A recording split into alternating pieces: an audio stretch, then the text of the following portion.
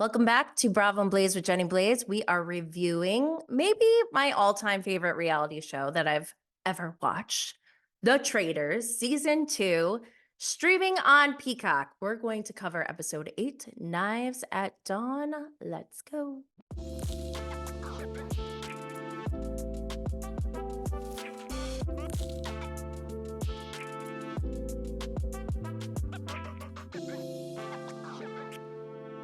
As I mentioned, this is a review of season 2, episode 8, Knives at Dawn, and we will be giving away spoilers because this review is intended for anyone looking for thoughts after watching the latest episode, with a mix of additional media coverage from ancillary podcasts and social media. Just as a disclaimer, this is for entertainment purposes only. We do not condone toxic behavior of any kind. Be cool, don't be all like uncool. Before we walk through the episode, I'm going to go through all the media activity that's taken place since the last episode.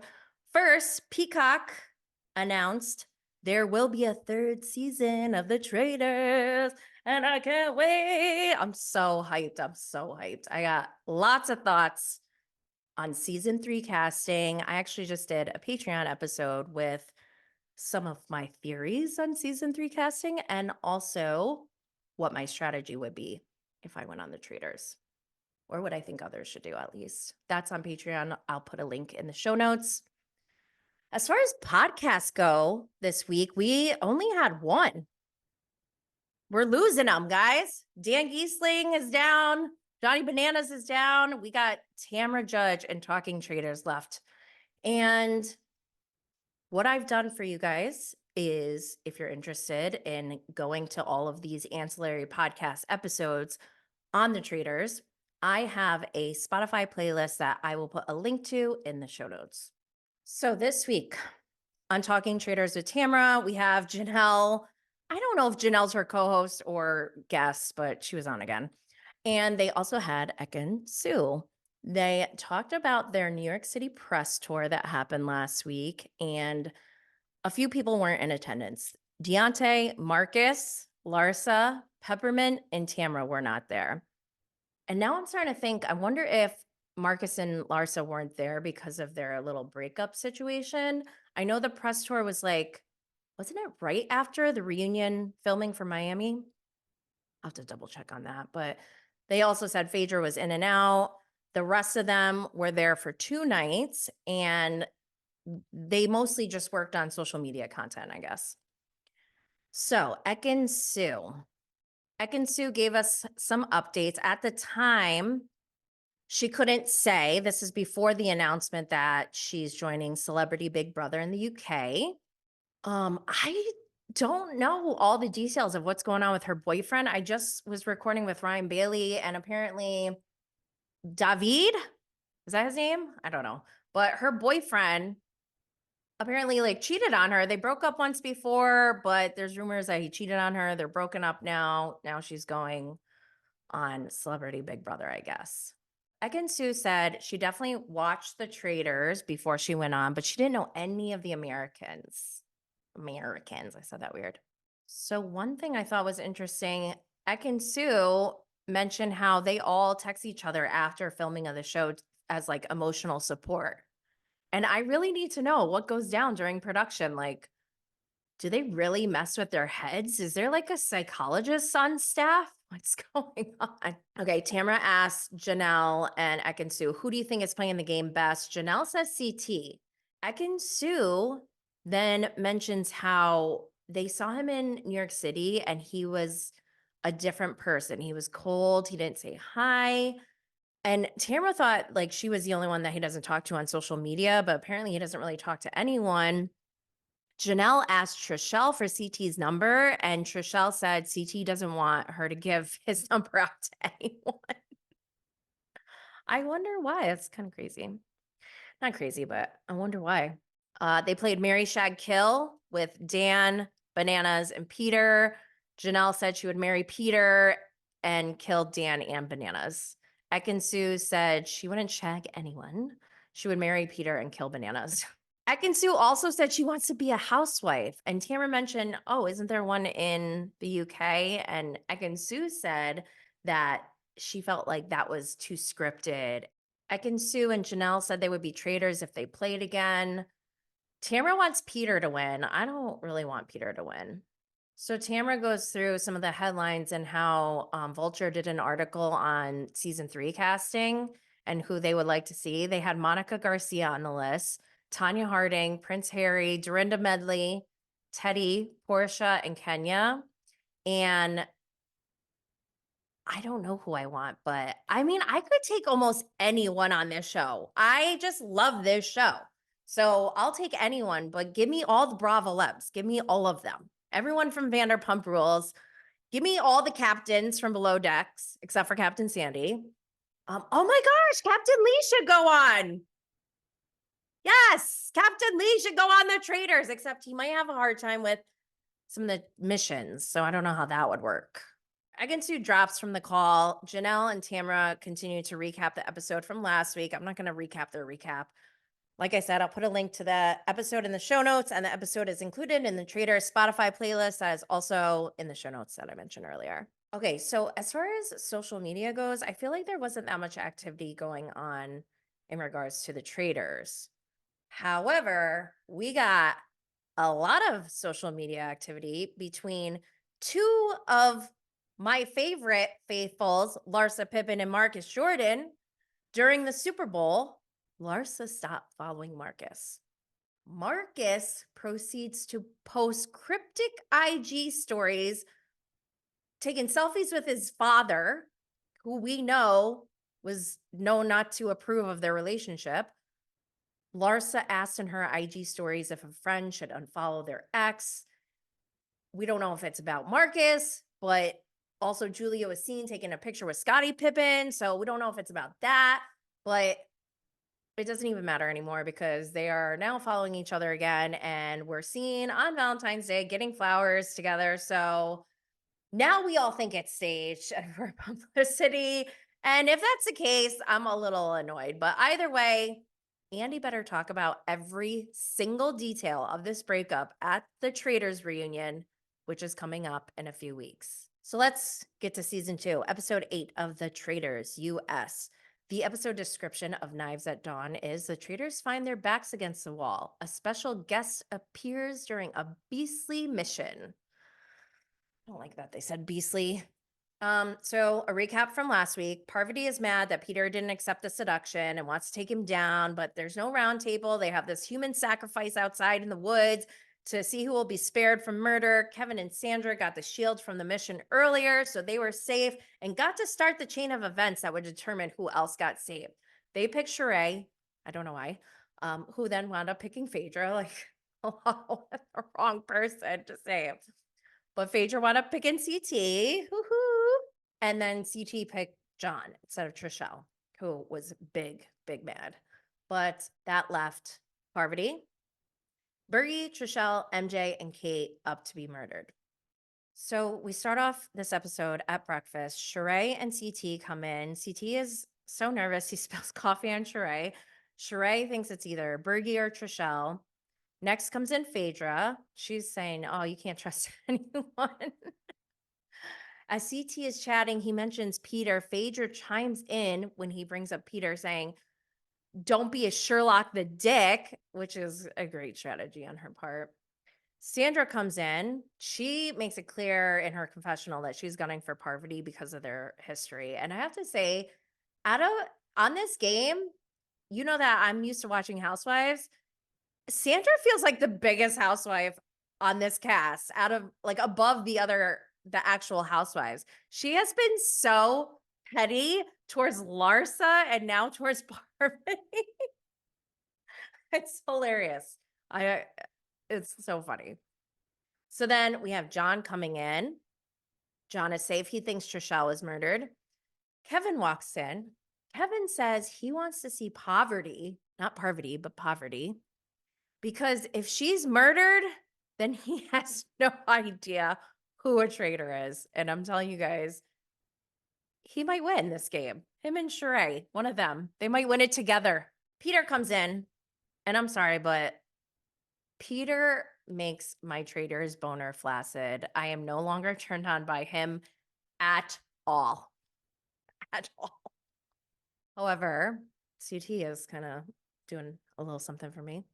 Kate walks in. Kate is so funny. She thought she was going to be murdered, but she's realizing that everyone seems to trust Kate and she doesn't know why they should trust her. They shouldn't trust her because she'd throw any of them in the moat for $10. I love her so much. MJ also walks in with Kate. Then we get Parvati, of course. Then we see Trishelle. CT is relieved and gives Trishelle a hug. He felt bad, if she got murdered, he didn't light her torch. He feels some kind of responsibility. So that leaves Bergie. Bergie was murdered. And I predicted this last week. I said, you guys, I went live with Bergie on IG and going off my witchy senses and just how things have been going. That to me is a clue that Bergie got kicked off because that's just the pattern that's been happening. If someone gets kicked off, then I start talking to them. It's a weird pattern. I don't know why. As far as I'm concerned with Bergie, I know he obviously didn't win this show, but I feel like he won. His legacy on this show is that he's a beautiful person. And to me, that's a win. I love you, Burgalicious. We see Trishelle in her confessional, and she breaks down her notes about Phaedra being a traitor. Trishelle, I didn't know this, but Trishelle plays poker. And she mentions Phaedra's eye twitch, which at first I was like, that's silly. But then we see later that there is an eye twitch.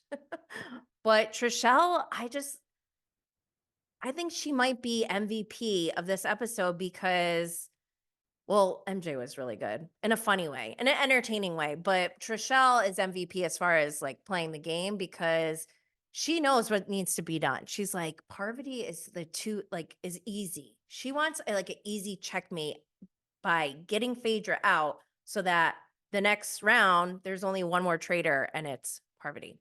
Alan walks in. He does a little speech when he takes the picture of Bergie off the wall and says, let bygones be bygones. He throws the picture, says, bye, gone. MJ's like, savage. So then Alan tells them he has a guest at his holiday home who will help them on their next mission. Cut to side theories in the castle. Trishelle thinks, like I said, she thinks it makes more sense to get Phaedra out first. I agree with this strategy.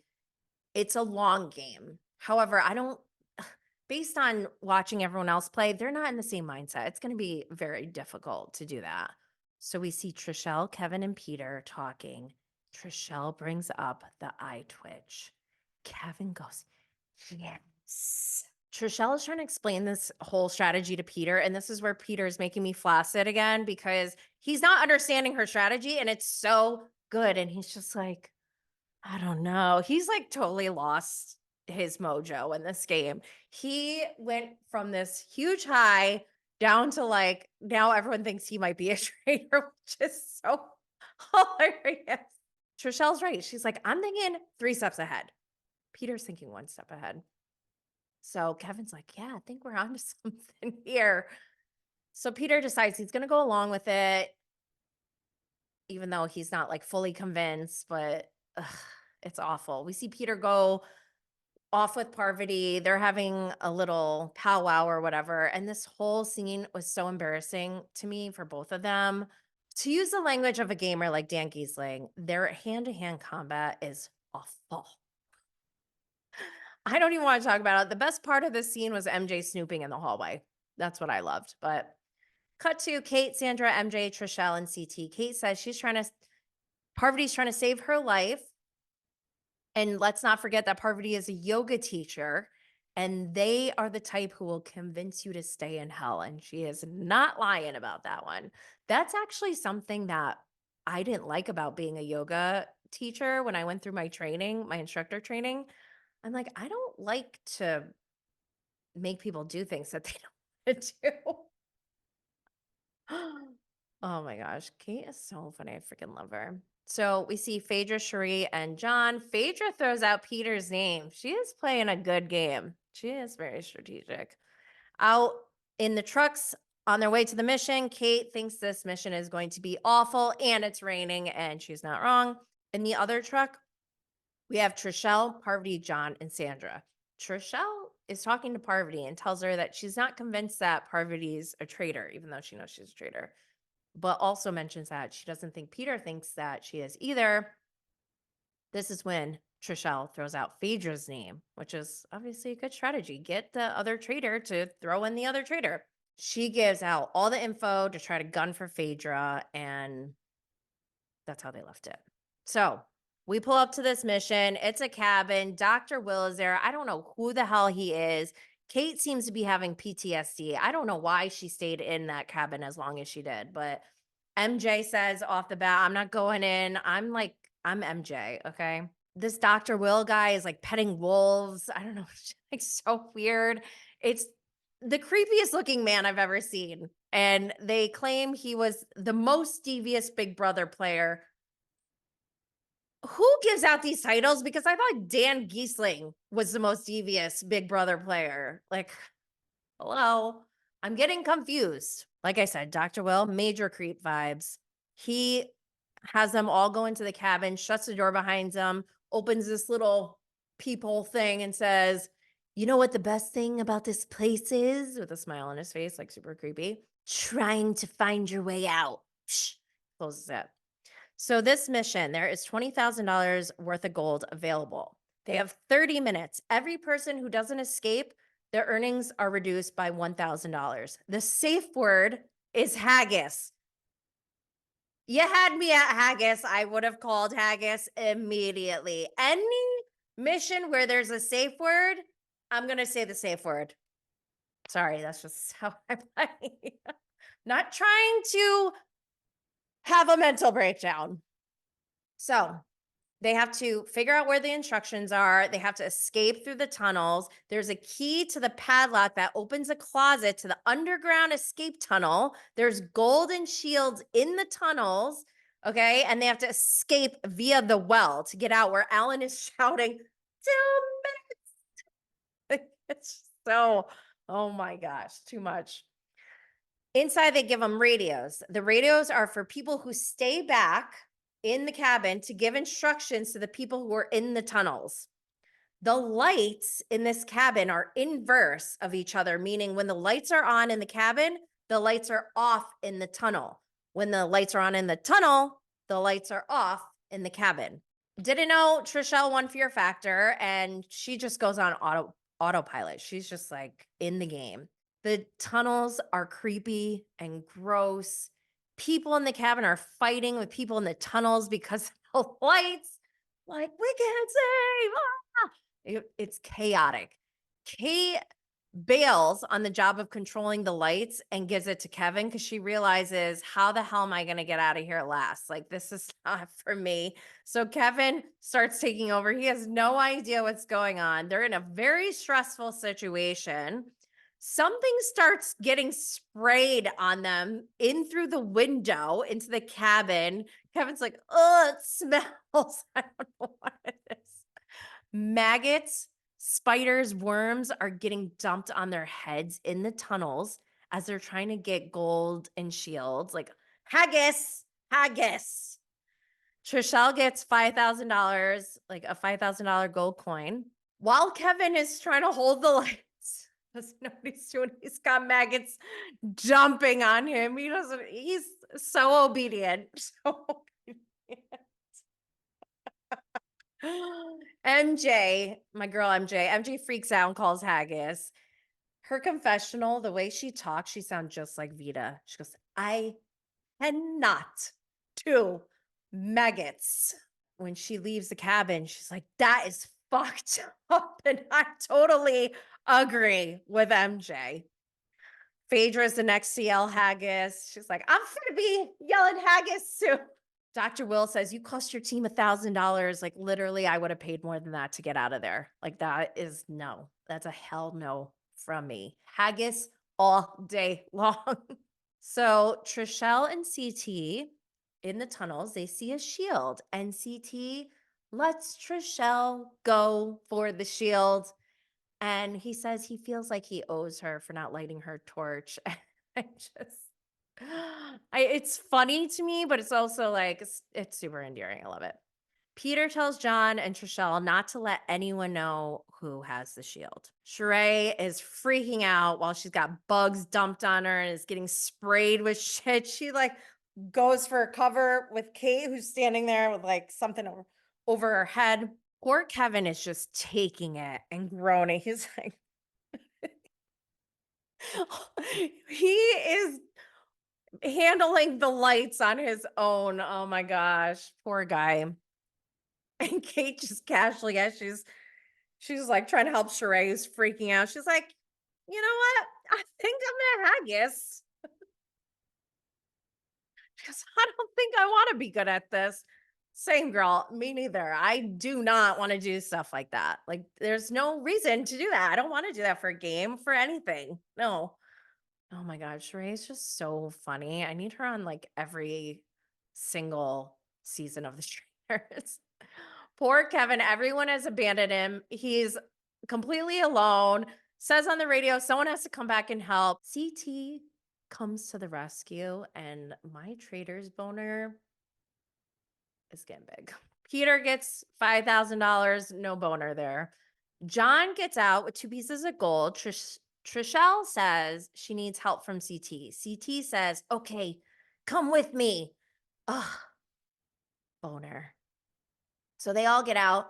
Trishelle's like, we need more gold. We didn't get all the gold. Until CT has to go back. CT rips through metal to get more gold. Boner's getting huge. CT's killing me.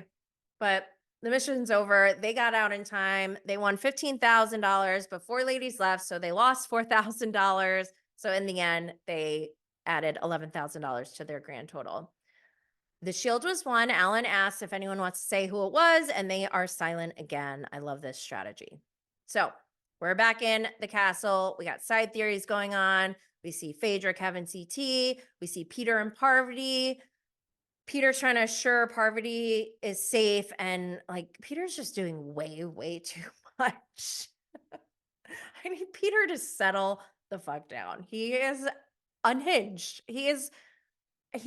Was at an all-time high in this game, and he is like completely crumbled. It's not a good look, but we have Parvati and John. Okay, so this is Parvati's attempt at trying to convince John that she's not a traitor. She starts crying almost immediately, and he plays along with it, but you can tell he's not buying it at all.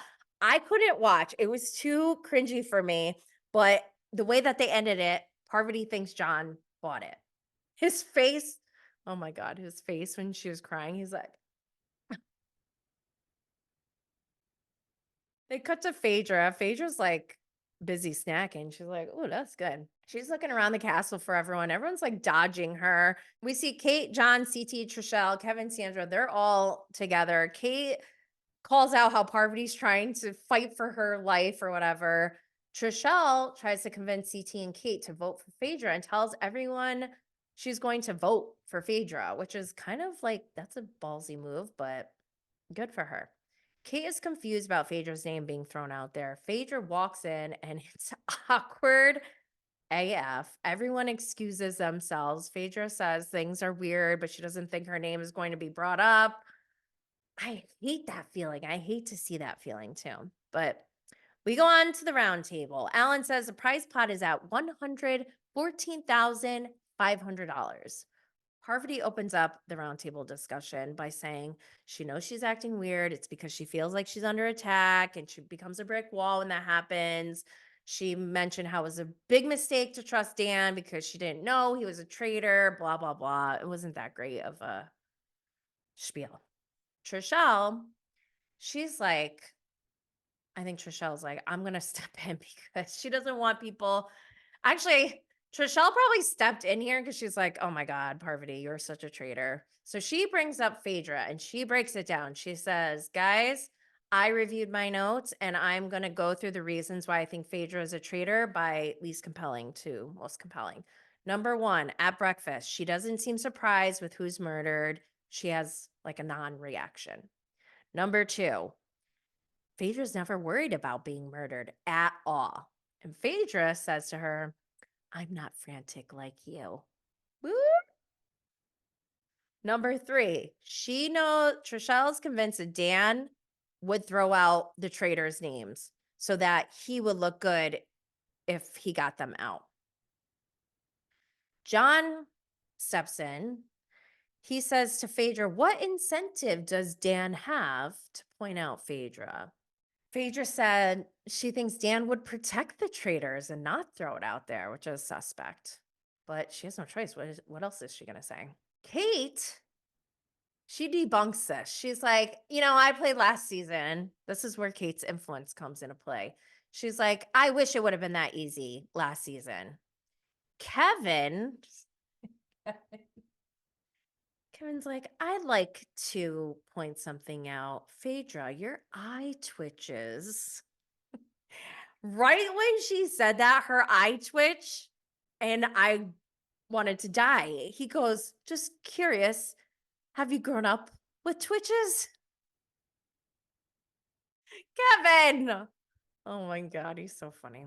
All right. So then CT asks John what he's thinking. John says that his intuition tells him that Parvati is a duchess of deception and a mistress of murder. Parvati is floored. She was not expecting that. But John does point out, Dan was a traitor and Parvati was his partner in crime. And that he also pointed out she didn't plead for her life at the sacrificial ceremony because she knew she wasn't going to be murdered. Peter goes in, starts going in on Phaedra about not having fear like a faithful. Big mistake. Phaedra calls him out. Calls him out how he was trying to make a deal with Parvati and that he can't be trusted. Kate also sticks up for Phaedra, which helps Phaedra. Peter is just so messy. Like I said, he makes me flaccid. But Peter admits to being cocky and that he was just joking. John's face is like, So Kate, she debunks Peter. Peter responds with, "Why are you defending Phaedra so much?" And Kate's like, "Because I think it's weird that you've been saying Parvati this whole time." And I love how Kate takes this opportunity to make a dig on Dan. She goes, "If he was such a great player, he'd still be here. He's not. That's why he's not here." CT's like, I don't know what to think. So they go to vote. MJ votes Parvati. Phaedra votes Parvati due to the Dan scenario, she explains. Sandra votes Parvati, says John had valid points. Peter votes for Phaedra. John votes for Parvati with a heavy heart. Parvati votes for Phaedra, says she likes Trishelle's points. Said she voted for Phaedra because of Trishelle's points. Kevin voted for Phaedra because of the twitchy eye. Trishelle voted for Phaedra. Sheree voted for Parvati. She said it feels like they need to be consistent. CT votes for Parvati, says, I can't banish someone who's lit my torch based on a known liar. My traitor boner is fully erect at this point. Kate votes for Parvati, and it's a little bit ironic considering what happens, but Parvati goes into the circle of truth. Parvati obviously is a traitor, says she wanted to play a faithful game, but she's not a faithful. She's a traitor. We know that. I just want to say one thing for the record. I never liked Parvati at all during the show. Not once. She is a villain. Put her on House of Villains. She'd probably be good there. I probably would like her on House of Villains, but I don't like her on the traitors. So Phaedra's so cute. She pretends to be shocked that Parvati's a traitor. Kate says it was a good speech. Phaedra's crying. Sandra tells her to stay strong.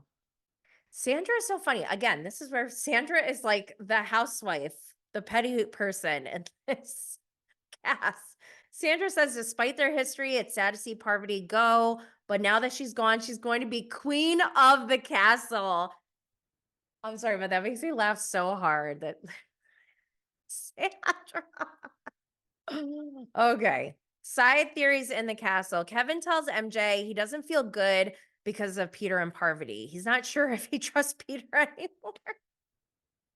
Something is not sitting right for him. Kevin's so clueless that he wants to target Peter. And I find that so funny because I was just talking to Ryan Bailey about this and how Kevin and Sheree they're like Because they're kind of clueless, they can sway either way when it comes down to banishment. And that's something that the rest of the players should use to their advantage. Sandra and Phaedra are talking. They're like, yeah, Peter has the most traitor behavior. This is comedy, guys. So we see Peter and Kate. Peter says he was just playing with Parvati. Kate thinks Peter is a traitor to the faithfuls and he's annoying. She doesn't really want to play with him anymore. I think Peter realizes he kind of fucked up. So we go to the turret. Phaedra is the queen of the castle. I love it. She should win the Miss Congeniality Award. Alan tells Phaedra she has to choose someone to recruit or they die. They have an ultimatum. This happened in season 1 with Ari. So Ari would have been dead, but he decided to be recruited. Alan says they'll meet face to face in the castle dungeon. Phaedra chooses Kate, says she understands the game and can say things that Phaedra can't say. We'll be a murdering duo. We'll be a murdering duo. I need to know if they tell Phaedra to do that. This is just too funny. So we see Kate.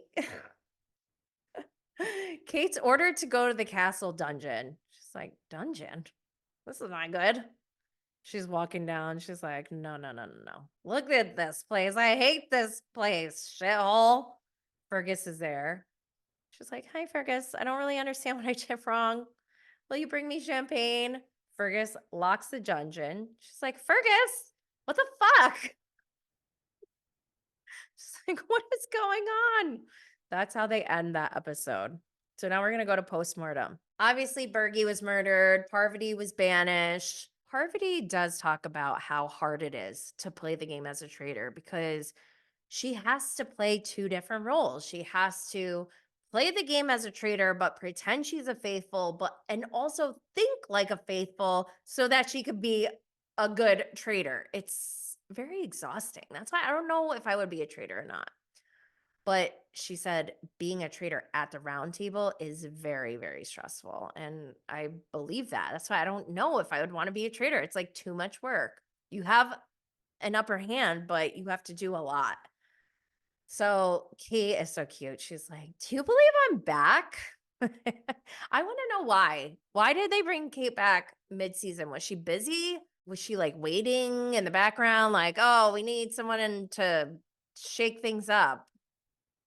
But I love that she doubled down on the yoga teacher claims and how they make you do things you don't want to do. She said Parvati gave her major traitor vibes immediately from day 1 she got to the castle. She said she's very seductive and persuasive and that Parvati is just too good at this game. Kate also loved that Parvati going out felt good for Team Bravo. I think they might kill Peter next if they make it through the next banishment. Kate's so funny. She's like, there was a bucket in the dungeon, and I'm pretty sure it wasn't for champagne. All right, what are the predictions? The predictions. Okay, so they're not going to have a murder because Kate has been recruited. So the next day at breakfast, they're going to be like, who got recruited? And this all comes down to Kate and Phaedra's hand-to-hand combat, how they can act at breakfast. And I wonder if they'll strategize beforehand in the dungeon. I'd like to see that. I think, it's anyone's game at this point. We have another mission coming up that could change a lot of things. You never know. And then also, who knows if there's going to be a regular banishment? It could change. So I don't know. If there is a regular banishment, I think Peter might be the next to go. And then if he doesn't get out, I think he's next to be murdered. But I want to know everyone's predictions. Leave a comment, DM me on Instagram, or leave a comment on a tweet or Instagram posts. Don't forget to subscribe and follow on YouTube, wherever you get your podcasts and social media. I'll catch you all next week. Stay lit, fam.